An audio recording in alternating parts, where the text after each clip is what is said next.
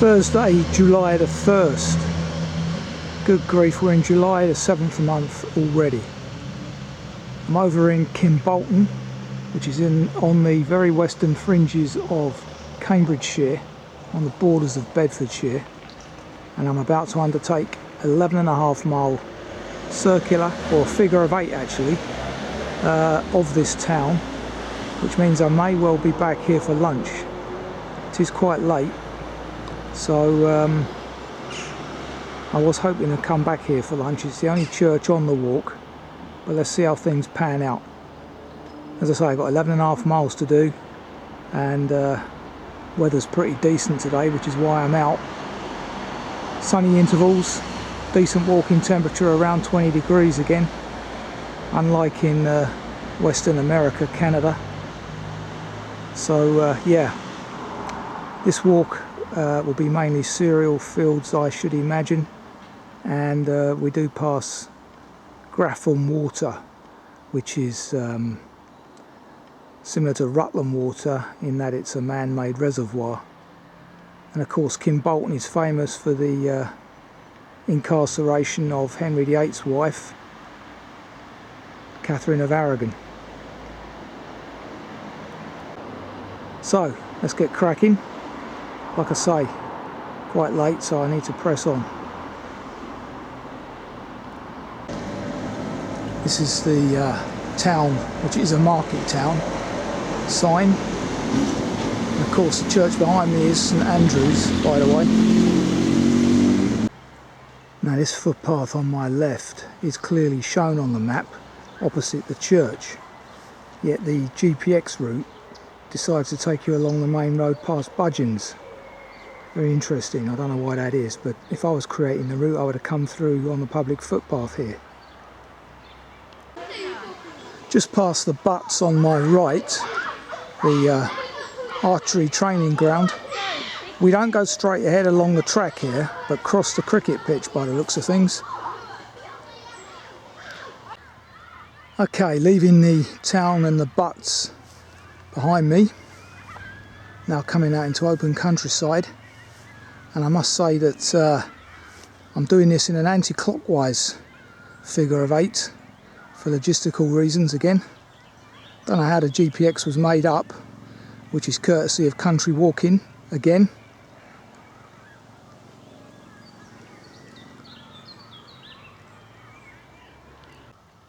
Walking through a field of rape, which still has an aroma to it, despite the flower now having gone.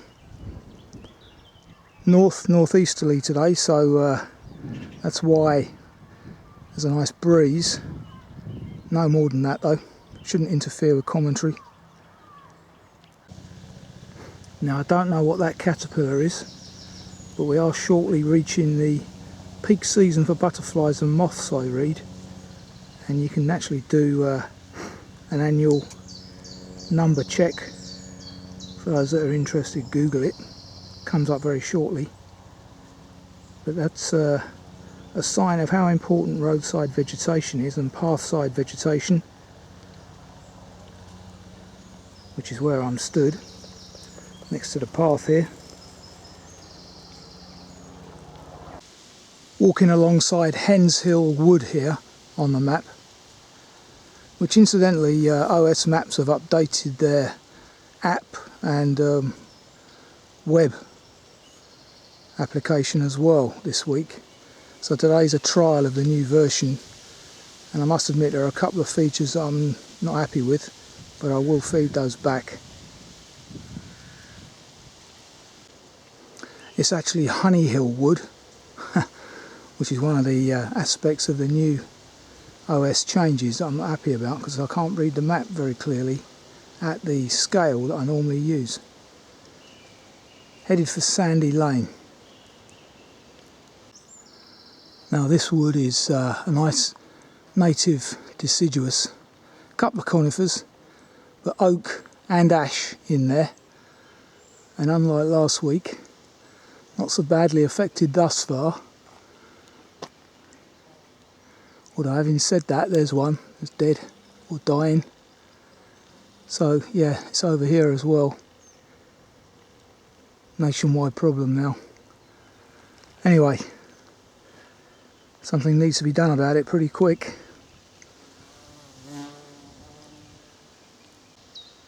Young bird there flew up from under my feet. Didn't see it and I didn't tread on it, luckily. Looks like a warbler of some kind. Or it's actually an adult bird, isn't it? Don't know what's wrong with it.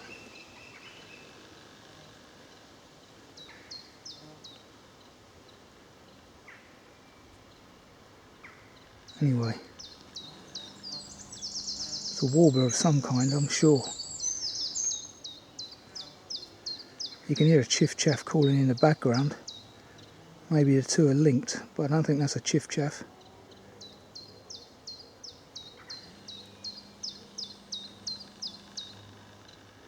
And maybe it is a youngster.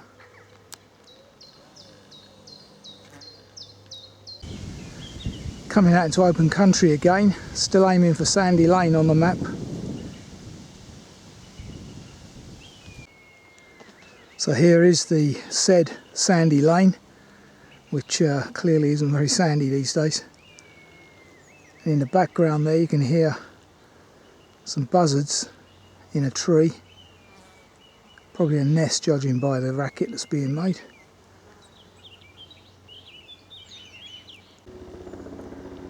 They were actually kites, a pair of them.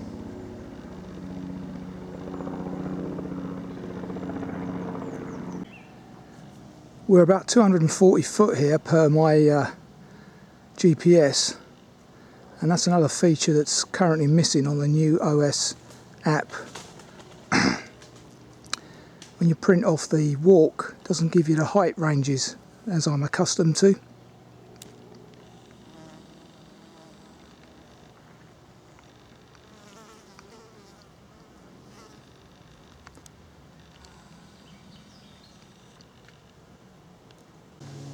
Descending another nice cool greenway.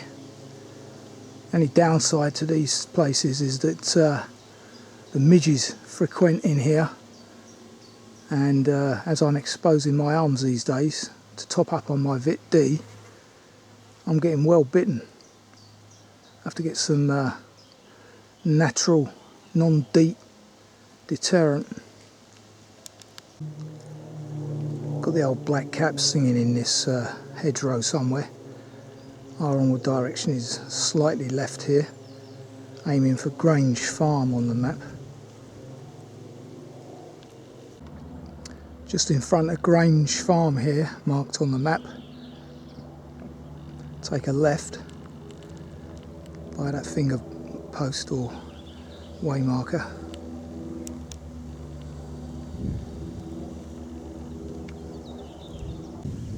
So make sure you take the first turning on the left, cross a little bridge here, which I missed initially. Nearly took the wrong turning by that finger post that I just showed a minute ago. So the actual onward journey now is up through this cornfield, barley, and that could be a trudge in winter months. Around 200 foot up here, and as you can hear, skylarks everywhere. Decent vista as well.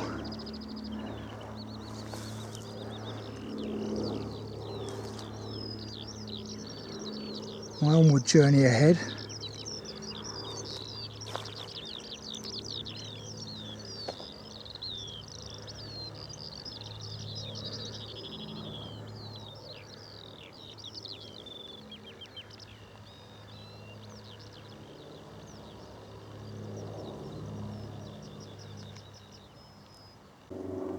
So the path continues across this next field of wheat in a northwesterly direction, but hasn't been reinstated.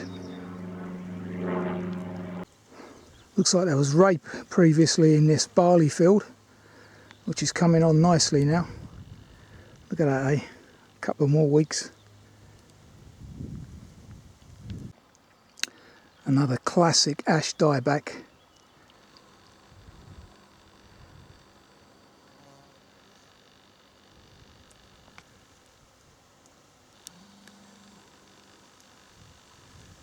Sad, eh?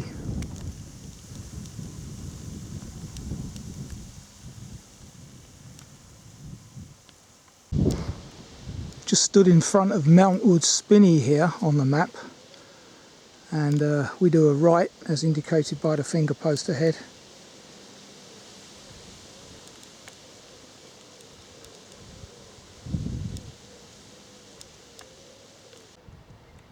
It's interesting because the right of way is actually shown down that little track there and down alongside that hedge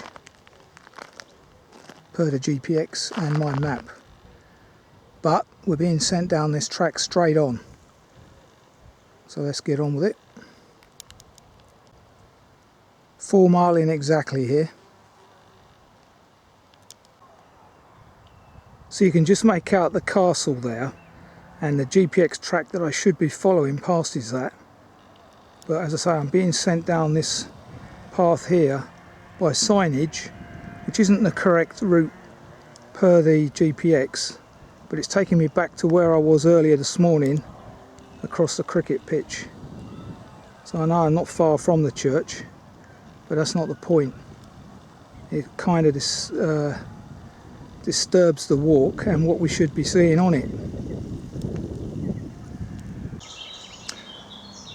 So it seems that the track that is shown on the OS map, even now, is cutting through private school grounds.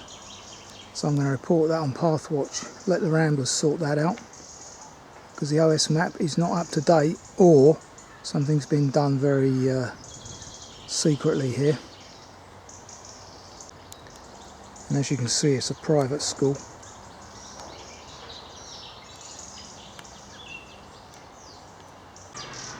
I'm also going to go back to the church via this alley that I didn't use earlier to see if it does come out where I think it does.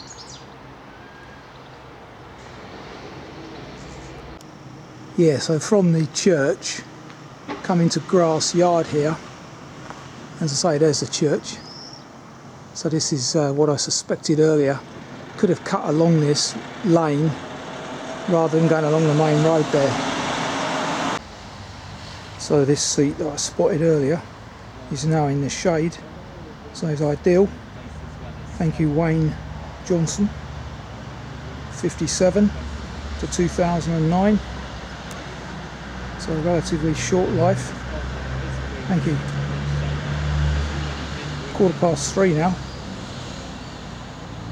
so just under 5 mile in, so around halfway. 4:15, back underway. There's the old war memorial just in front of the church. So coming out the back of the church, St Andrew's Lane is where I am now. And I notice this old house here, built 1769.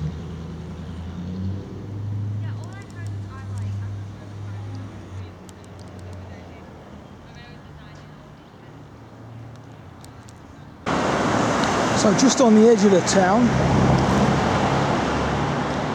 there's a bridleway across this river. That's our onward journey.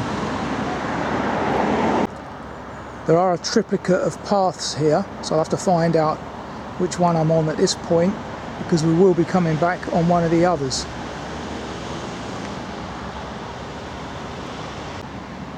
It's not the track straight ahead.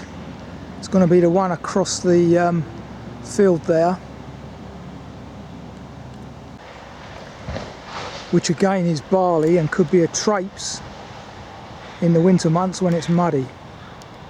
Interesting house up on the hill there, or building of some description.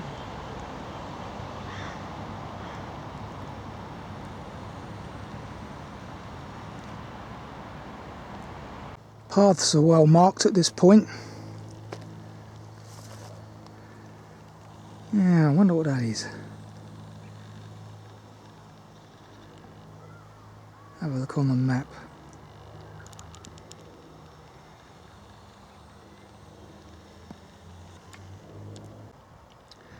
So there is the old castle, which is now a school.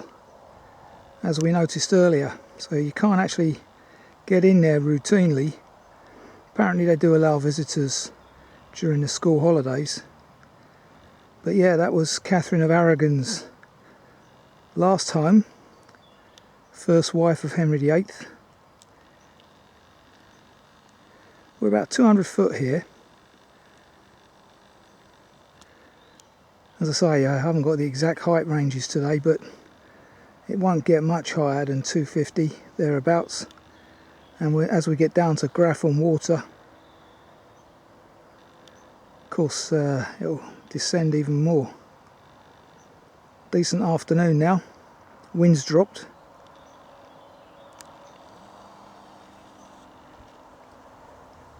So yeah, this is a Kimbolton circular or figure of 8 walk, but we don't actually get to see the castle. Amazing, isn't it? They put signs up like this, yet they don't maintain any signage on the Smallings walk. Very few finger posts or way markers, whoever's put this up. And routinely remove paths as well.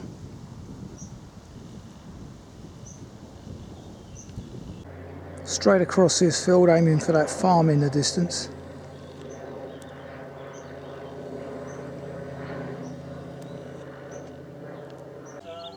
Nice John Deere there.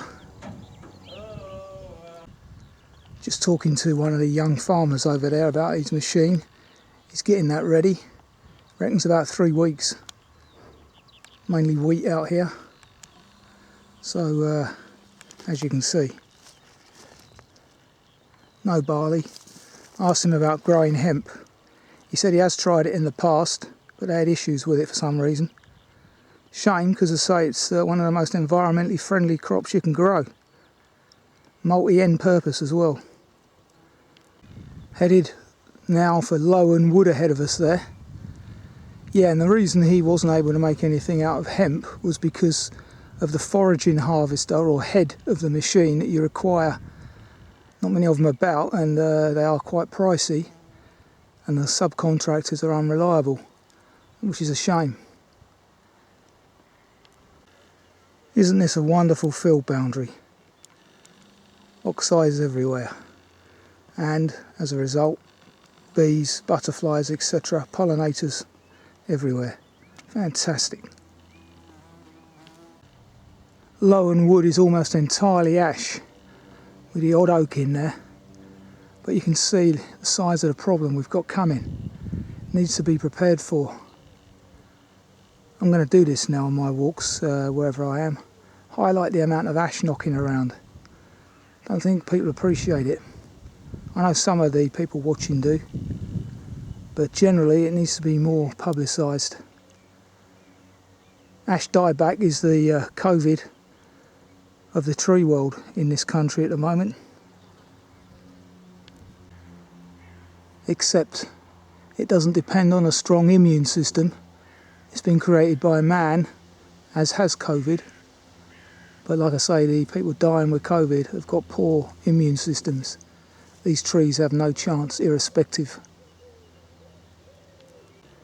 Clover's on the turn now, but still attracting pollinators. Fantastic. Onward journeys clearly marked, as we see in the distance there, 2 contrasting types of energy. Both eyesores in my book. Turbines and the overhead pylons. And we're now not far from Grafham Water, which you can just see poking through there.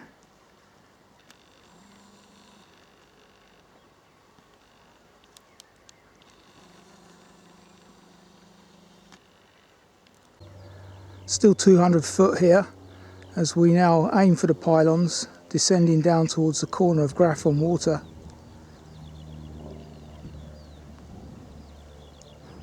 The only plane disturbances I've noticed on walks recently is private biplanes and old memorabilia, which is fine with me.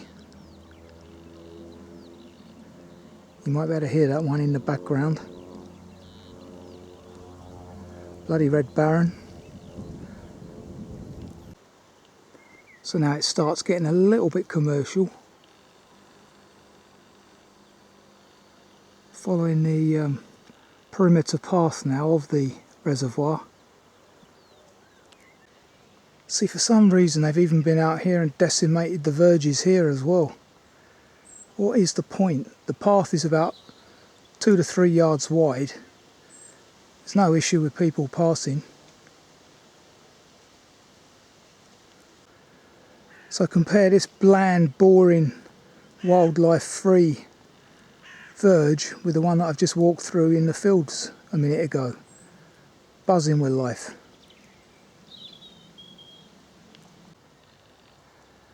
So there is Grafham Water. Not sure how it compares with Rutland in size. I think it's a much smaller, but this is our local equivalent. And I do believe ospreys have been seen here, stopping en route to Rutland, because they use the A1 as a marker. The A1 not being far from this place.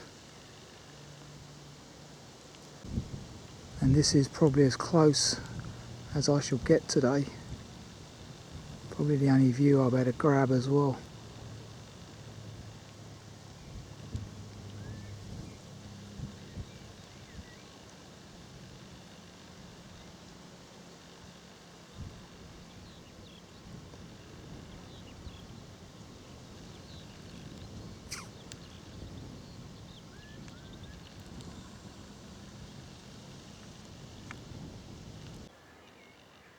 Can hear curlews over there, I believe.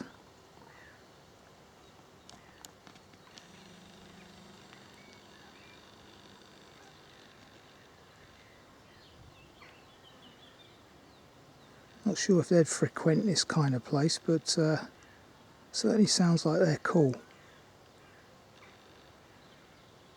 Which unfortunately stopped now. Walking alongside Listless Wood on the map here, with the overhead pylon still alongside us, and I have noticed that there's no swan deterrent markers on the wires, so hopefully they don't come in from this direction, or we're too far from the water's edge. Don't know. Lovely bit of cycle track here, ideal away from the traffic. Haven't seen anyone on it yet. Talking of cyclists, and there is said corner ahead of us. So we're now in Listless Wood, following the nature trail, and quite rightly, no cycles.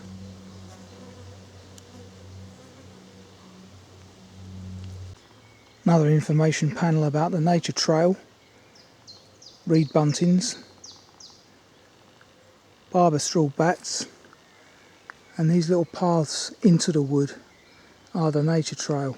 Looks very appealing actually, but I haven't got time for that today, unfortunately.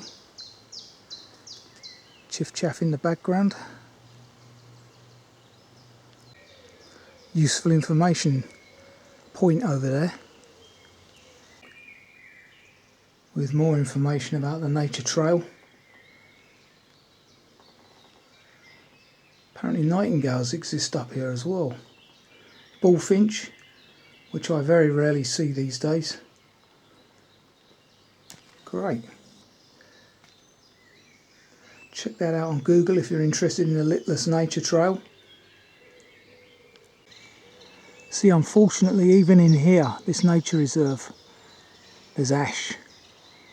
And they haven't done anything about it yet either. That's quite a young ash tree as well.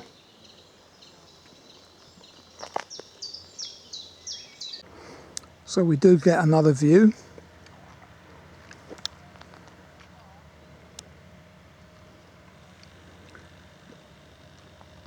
This will be the final one though.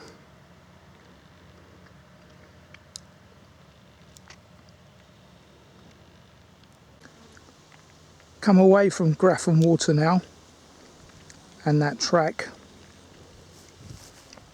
and under the transmission wires our onward journey now, as indicated by the finger post, is right towards Lady Grove Wood on the map. Very good quality walking here. It's that sort of spongy surface, or would be if it was damp. It's dry at the moment, but still full of some kind of lichen, I think.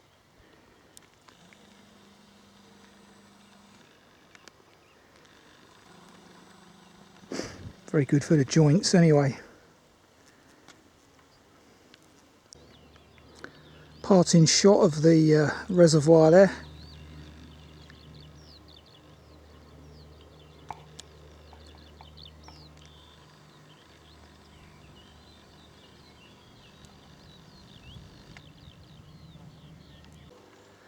Now walking alongside Lady Grove Wood, which once again is plentiful ash with dieback, oak and lots of other natives. Cracking evening again.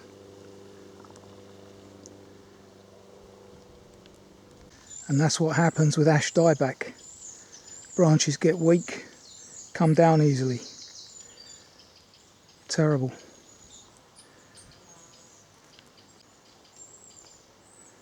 Yep. Believe it or not, that path in that direction to my right is the Three Shires Way. So I'm stood on it, but there's no finger posts or markers to show that that's the case. I only know that from the map. Our onward journey here is left, this side of the hedge. And of course, as soon as ash dies, it's no good having all these electric vehicles if the ash is dying and we're still left with the same CO2 problem. Mad, isn't it? Madness. So from that bridleway there, we now come out onto a lane for a bit of lane walking. It is quite a busy lane at this time of day. Rush hour again, I guess. What there is of it these days. Right, there's our onward journey. At the entrance to Todd's Cottage. Just over a mile to go. About 175 foot here. And you can see St Andrews in the distance there. My final destination. Where's it gone? There she blows. And as we've noticed today, or I have, it's quite wooded round here, which is excellent. But as I say, unfortunately, a lot of it is ash, so it won't be around for much longer. What's being done about it, that's the question. Cambridgeshire, Bedfordshire, Northamptonshire.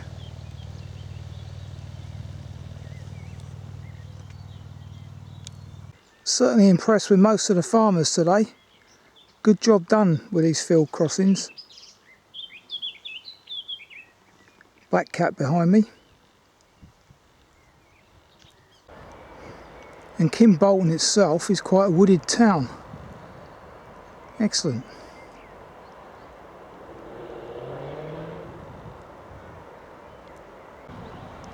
So there is the castle, probably the best view of it we'll likely get. Right at the finale.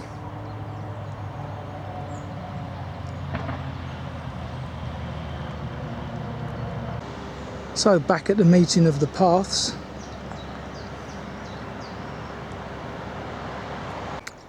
So here we are, back at St Andrews, and as you can see, 6:30. So that was an 11.6 mile walk, 4 hours 19 minutes. And a very decent walk as well. Good figure of 8, providing decent variety. Certainly plenty of field margins and crossings, but the reservoir at Grafham Water added something different to the walk. The GPX track needs updating a little bit, because obviously the path down by what is now the school, the castle, former castle, has been altered by the looks of it since the walk was created. So that must be some time back. But in any case, the weather was good. An excellent afternoon's walking temperature, around 20 degrees, nice northeasterly breeze, not much more, and that died off as the walk progressed. So yeah, yet another one done. Country walking Kimbolton figure of 8 completed. So until the next time, when maybe England could be in the semi-finals, who knows.